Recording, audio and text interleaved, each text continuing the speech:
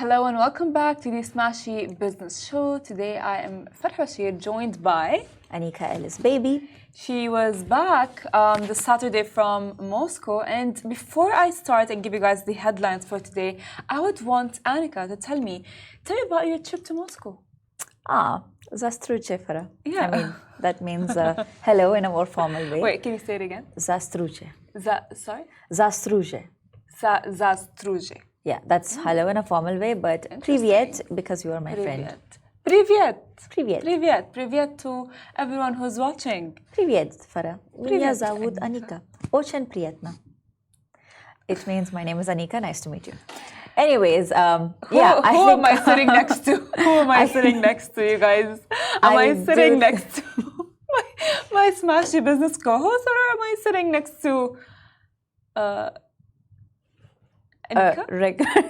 The regular Anika that I know? It's the same. You can be two things at once. But thank you for asking. My Russia trip was very beautiful. Mm-hmm. It was organized by the Moscow City Tourism Committee. So they brought us in to see what they're doing in Moscow, how Moscow is really friendly for tourists, how it's a safe place, how it's a great place to be, especially, for... And they actually gave us some very insightful statistics. They told us about how ever since the pandemic, the rush from the UAE to Moscow has increased by around 8 times. Oh my God. Which is very crazy. And they say that the UAE is one of the leading audiences, tourists to Moscow. They come in for a travel, tourism basically, and they're always checking in all the 5-star hotels, especially St. Regis in Moscow. You guys, I think Anika had a time. Yeah, I had a lot of interviews with the people there, so I got a chance to interact. And of course, then viewing the city, which is, by the way, a gorgeous city, straight out of a storybook. But interesting. So I could make this whole show about it. Literally, but we can. So let's, you know what, we can have a different episode and talk about let us know if you want a Anika's special segment on Moscow trip. But let me tell you the stories for today. So Dubai's $6.8 billion initiative aims to attract, hold on to this number, $177 billion investments by 2033. And as well, UAE economy is set for 4% growth in 2024 amid global economic uncertainties. And later on, we're going to be stepping away from UAE. Saudi Aramco awards $25 billion contract for gas expansion. Great numbers, Anika. Great numbers. Very exciting news for the GCC region. Yes, it is. So briefly, I'll be telling you guys. So Dubai has announced, as I said, $6.8 billion investment initiative as part of its foreign direct investment development program. This is aligned with the ambitious D33 economic agenda, and it aims to attract $177 billion in investments by 2033, positioning in Dubai, which, by the way, they're really big numbers. And the whole goal of this is to position Dubai among the world's leading city economies, which is really because they're big numbers, right? And Sheikh Maktoum bin Mohammed, by the way, Dubai's Deputy Prime Minister and Minister of France, highlighted the city's integrated economic model assigned to enhance decision making, foster diverse investment opportunities, and as well attract global investments and top talent. So I've just done a little bit of a research on this, as in I put it into Google. Yes. So this program is actually a part of Dubai's D33 economic agenda, which this agenda is all about doubling the size of Dubai's economy to reach 32 trillion dirhams by 2033. Very ambitious. But if I was Dubai, I would have done a 33 trillion dirhams by 2033, because just for the number. I mean, but that's taking just me. It step by step. I would assume, guys, Anika is the kind of a person that she either goes hard or goes home. Yes, it's but this between. initiative, it plans to support 30 private companies to achieve unicorn status. That means worth over $1 billion. It's supposed to support the growth of private companies through business incubators with 400 of the most promising identified. And they want to make Dubai a global digital economy leader. This is which is basically the fastest growing, the most attractive global business center, a center for sustainability, economic diversification, and just a place for talented citizens and unicorn businesses. I think this is just yet another push for the economy of Dubai, to help boost the economy. That's and true. to make Dubai like a global business hub. I agree. Which has always been the aim. So as people who've been in Dubai for a long time and have seen the change, it comes as no surprise. You guys, that's the thing, that's what I try to say that all the time. It's that if you have been living in Dubai for so long, you must have seen the growth of Dubai, like regarding a lot of things, and the economy is the biggest thing. So like for all of like mainly I would say a lot of businessmen do aspire to come to Dubai to begin their business and invest 100%. here. And this has been the story of Dubai since the very beginning. Since true. Dubai was formed, there were businesses. It was always about businesses. They always did things to attract traders. In fact, initially in the history of Dubai, traders used to go to like Iran or so other countries in the region to do trade. And that's when the UAE or Dubai specifically was like, okay, how do we attract them to come to our shores instead? And they removed tax. That's true. So, and they've kept that till now, like except for the corporate tax that has just started. And that's why, by the way, like, sorry to cut you off, but like that's why we talked about, I think last week before your travel, about how millionaires, they're attracting millionaires to come to Dubai because not only because they want to get people, but because it will be boosting the economy. 100%. Exactly. And by the way, alongside to all of that, like the whole thing is going to be employing over 33,000 performance indicators. They want to track Dubai's economic progress and they want to align it with the city's strategic goals, which we all know boosting the economy and as well.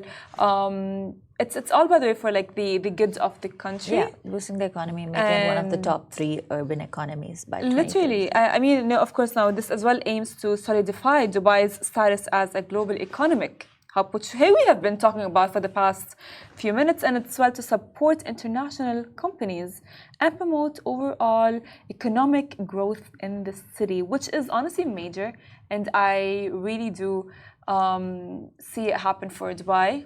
So but that connects us to our next story also. Exactly, you guys, which is really great. Tell us about that, Anika. It's about how the UAE economy has set for 4% growth in 2024. And this kind of growth, it comes amid global economic uncertainties. Of course, you guys know this all follows with because they have been successful in 2023. So the GDP hit 1.68 trillion, which is $436 billion.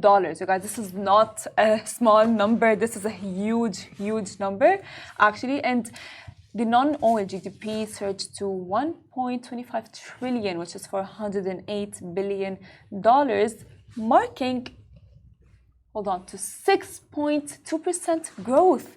I mean, this is like, it's not a small number, it's a huge, huge number. Don't you think so? It is, I mean, like, yeah, kudos to the UAE for this, for their improvement and their GDP, because the GDP was expected to hit 1.6 trillion and is expected to hit that number, and it keeps on hitting. And it's just like whenever there's like a goal that they want to achieve, the UAE hits it and even crosses the hit. Yeah, and it's very interesting to see the reason why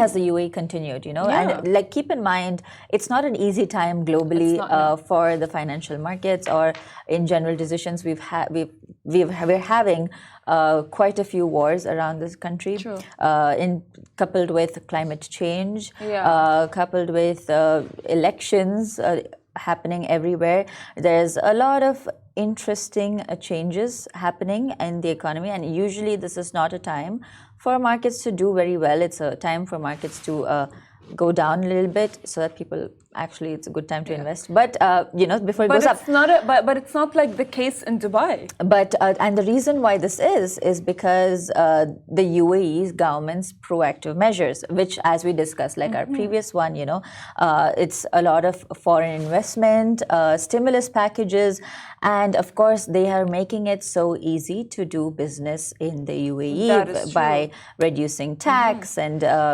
flexible work hours. They're making it a very attractive place to be and really shaping it to be the future of business in globally, which I think is obviously these are key reasons why the UAE is doing well. And coupled with all of this is we have the non-oil sectors that are contributing to this majorly, because a lot of the GCC's growth is dependent on like the OPEC countries and the oil. But now the UAE especially is leading the way in doing other things. Like, so we've got renewable energy. We've got one of the largest solar fields in the UAE, in Dubai. Then there's technology, AI. We are, AI, Sheikh Hamdan, the Crown Prince of Dubai, is really leading with the AI sector, trying to involve AI in governmental decisions. We went paperless long ago. Financial services, tourism, construction, real estate. Of course, I mean, I feel like as well, like the growth is mainly driven by tourism, finance, construction, and the list goes on and on and on. Yes, oil continues to be a key part, but 100% that there are several other factors contributing, and it's the amount of care and concern that's been given to all of these factors that have really come in to help make the UAE look like the place that it is. And speaking of that as well, it all aligns perfectly with UAE's vision of 2030, which they have a vision for 2030, and we talked about it. Saudi Arabia has a vision as well, and we see as well Saudi Arabia improving, and the UAE as well has a vision. So it's very exciting because they have a lot of initiatives that are aimed at economic diversification, innovation, and sustainability. We have seen sustainability being a great topic 100%. Across the United because as I mentioned earlier, like climate change is a pressing concern, and it is very obvious, as a good businessman would, that you look at the long term, and essentially the long term is how am I going to survive in the long term? It is by making sure that my company can withstand the effects of climate change, and a good side note for that is you have to look at sustainable measures to keep it running. And I think that's something that the UAE is doing. That is true. But you mentioned Saudi, and let's jump into our next story. I mean, the Gulf is like winning at this point. But as Annika said, let's talk about Saudi. Let's give Saudi a bit of love. So Saudi Aramco has announced contracts exceeding $25 billion for the next phases of its expansion projects at Jafurah gas field and its main gas network. Now, these initiatives are pivotal in Saudi Arabia's efforts to enhance its gas production and infrastructure. The Jafurah field, estimated to hold 200 trillion cubic feet of gas, is undergoing a comprehensive development projected to cost $100 billion.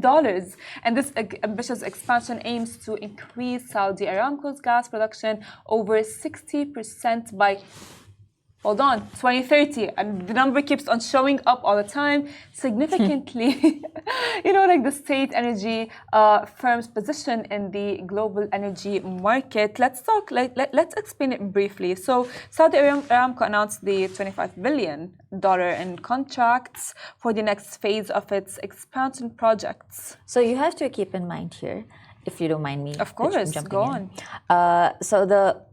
This Jafurah gas field is Saudi Arabia's largest unconventional gas field, and this is maybe one of the few that's not linked to oil. So in some ways this is a shift, because Saudi, which used to be very oil dependent, is now jumping into gas, which in some sense is also greener. So that's an interesting thing. And Aramco is obviously going to increase production from the Jafurah gas field to 2 billion standard cubic feet, as you mentioned, the big numbers, and this is all set to become a main network for their gas production. Because they're going to add 4,000 kilometers of pipelines to increase the network's capacity. And yeah, the companies that they've signed deals with and contracts with are companies like Hyundai Engineering and Construction and Sinopec. As well, speaking of that, sorry to cut you off, but because you said about companies that they signed contracts with, yesterday I sat here with Richard, and we spoke about the deal that they have signed with Geely. Because you know, like, they are all looking towards cars that are electric and sustainable and better for the environment, because all of these are, I would say, factors that countries are looking to implement by the great number, which is 2030, and everyone is like really looking forward for it, including I am really looking forward for it, because at this point Saudi Arabia and the UAE are really so keen on 2030, which is exciting. I think it's interesting. I wonder if after 2030, right now I know that it's more support and more like let's build. But once 2030 hits and like targets are being achieved and so on and so forth, I wonder if the competition if it will become competition and if it will become extremely cutthroat. Which will then be very interesting. Haven't we talked about how Saudi wants to be like Abu Dhabi and Dubai? Yes. Remember, you and I sat here and we talked about it, and it's like, it just like shows me, it buckles my mind, like, really, at this point, Saudi Arabia, Dubai, and Abu Dhabi, and both of them are actually, you know, they have the same structure, which is environment, economy, tourism, and, you know, like it's just like the equation is the same. However, we're just like waiting for the output in 2030. Yeah, and you best bet that there are some great moves being made by either governments. Very interesting stuff to stay tuned for. But either way, both are shaping up to be great business hubs. Exactly. So this is a good time for entrepreneurs. Exactly. It's a good time to be starting up your own thing, especially for entrepreneurs with a more liberal mindset, because let's face it, a lot of people in the West still believe that the Middle East is not the place to be. Yeah. But it definitely is, you guys. I mean, but like those who are open to it and those who have that real sense of open-mindedness can know that this is a promising up-and-coming region. And Agreed, you guys. Great moves to be made. Well, on that positive, uplifting note, this brings us to the end of our show for today. Stay tuned tomorrow, same time, same place. Goodbye. Bye.